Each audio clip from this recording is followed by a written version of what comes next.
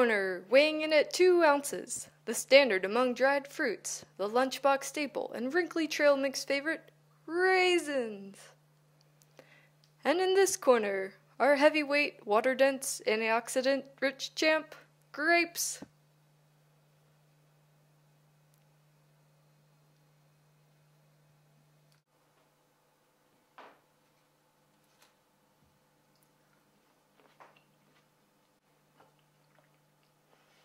Both of these contenders have the same amount of calories, but in the fight to fill your stomach, the grapes are the clear winner. Why is that? It's because of a principle called volumetrics. Volumetrics, when applied to diet, measures the energy density of foods. Now, we know that a calorie is simply the amount of energy in a food. So basically, we're looking at the amount of calories per volume per food. I know what you're thinking. Another crazy restrictive diet plan, right? Deprives you of all the foods that give you happiness. Wrong. With volumetrics, you don't eliminate any food groups. You simply choose foods based on their ability to make you feel full. And we do this without adding unnecessary calories. Think about it not as a diet plan, but just as a healthful way to choose what to eat. First, we need to talk a little bit about science.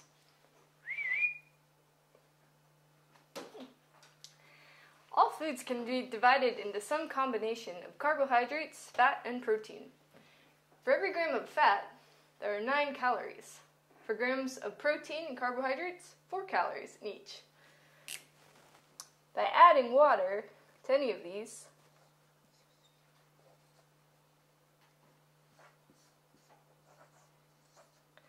you increase the volume of the food without increasing the calorie count. Thank you. Back to the raisins versus the grapes. Here we have a 1/4 cup of raisins versus a full cup of grapes.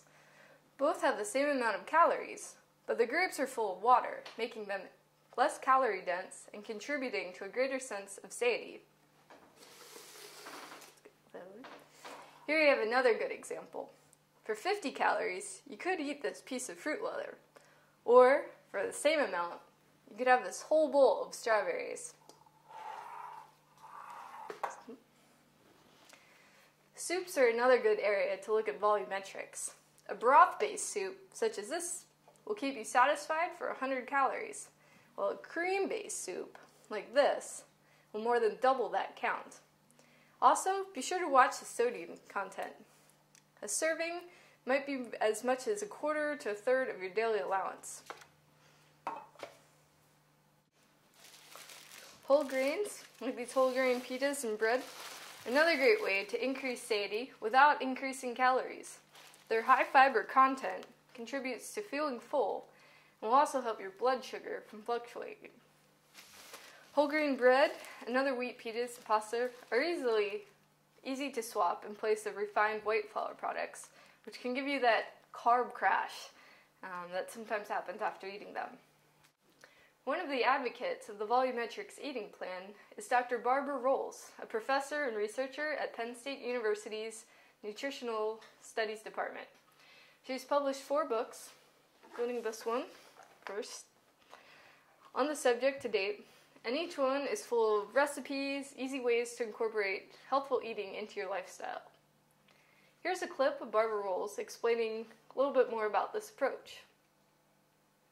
Satiety, or that feeling of fullness that you get at the end of a meal, are the energy or calorie density, because you get good satisfying portions of food.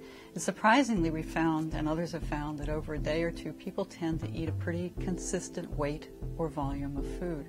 So if you lower the energy density, you can have a full plate of food without very many calories, and that appears to be really important for weight management.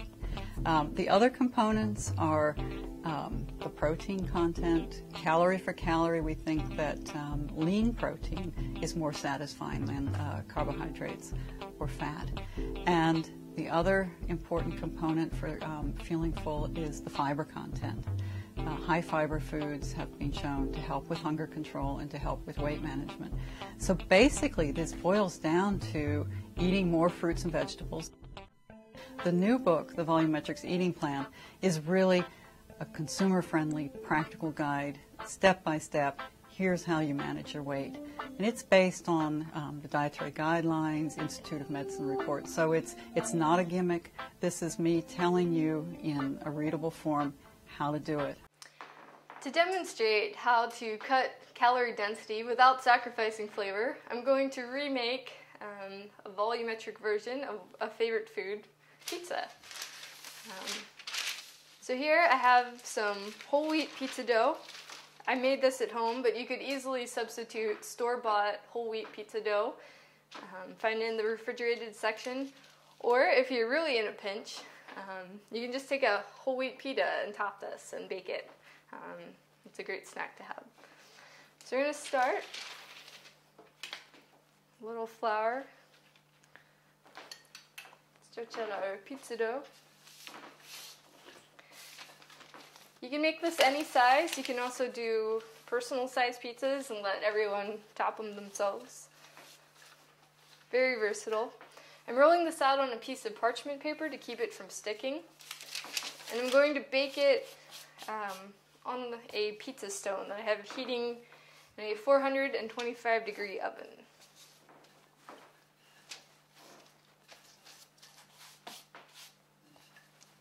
Really extra flour, that looks good.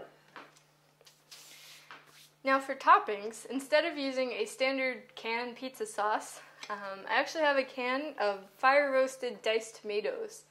This will give it more of a rustic style pizza, a lot less calories in this sauce than a traditional pizza sauce, and the fire roasting actually saves a lot of sodium. That's another thing. Be sure to check the back label, make sure you're not getting too much sodium in there. So I have my tomatoes here. I'm just going to spread those evenly across the pizza.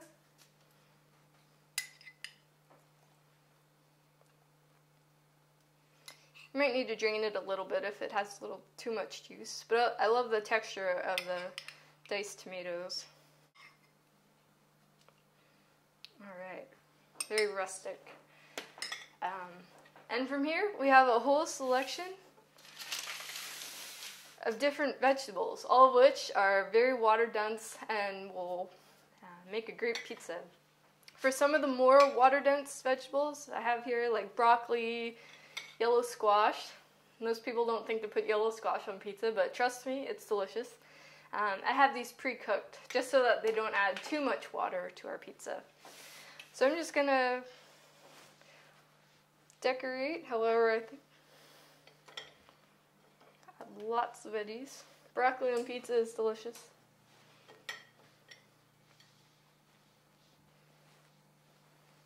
I have a bunch of different color bell peppers here, chopped up. Got some yellow ones there for color. Some orange.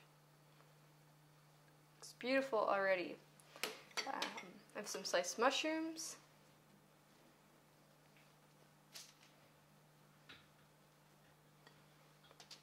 These shouldn't give too much water, but it's a good idea to pre-cook the mushrooms as well. Give them a quick saute and all be set. Top that. Getting full already. I have some chopped red onion.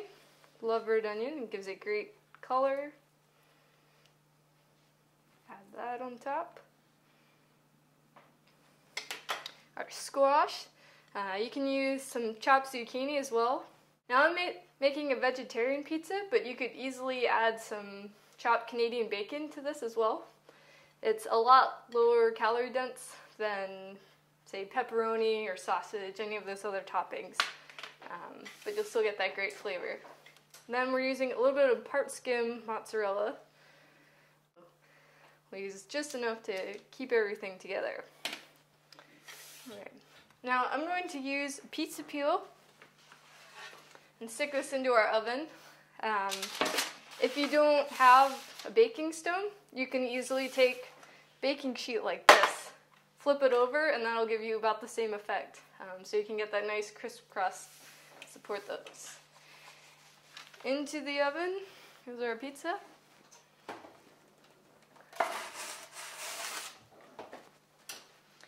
let that bake for about 10 minutes until it gets nice and golden on the outside. Alright, we're ready to take our pizza out of the oven. It looks beautiful. It's a masterpiece on a pizza peel. Cut a quick slice. Nice crust, thanks to our whole wheat dough.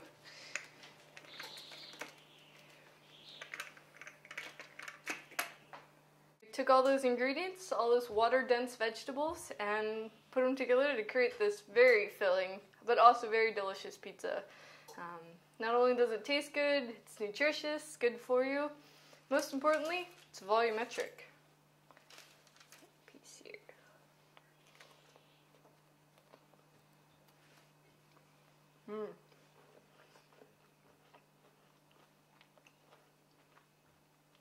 Definitely worth it. I'll take this pizza any day.